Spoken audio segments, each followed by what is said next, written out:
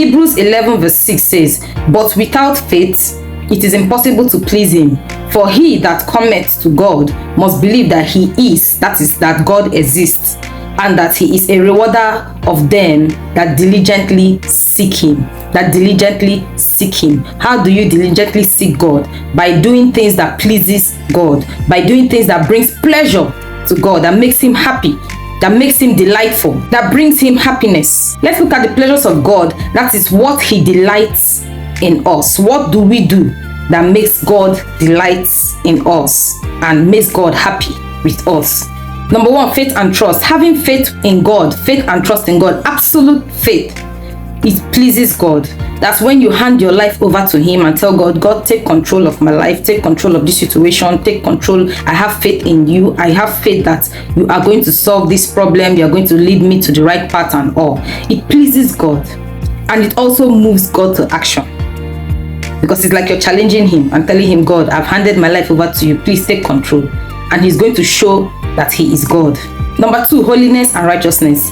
God takes pleasure in those who try to attain holiness, try to attain righteousness. How do you do that? You do that by walking in obedience to God. Some of you, God has told you what to do.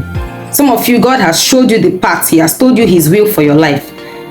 But you don't see yourself doing it because you want God to show you the beginning and the end. He won't show you the end. Just have faith, trust in him, obey his word, obey his will, that message that he has sent you to do.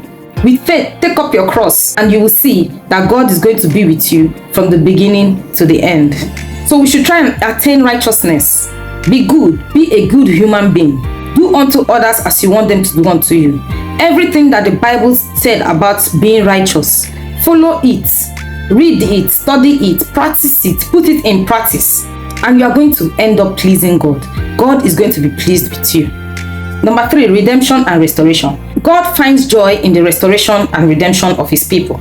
You know, there are some people that easily blame God for whatever problems they are facing.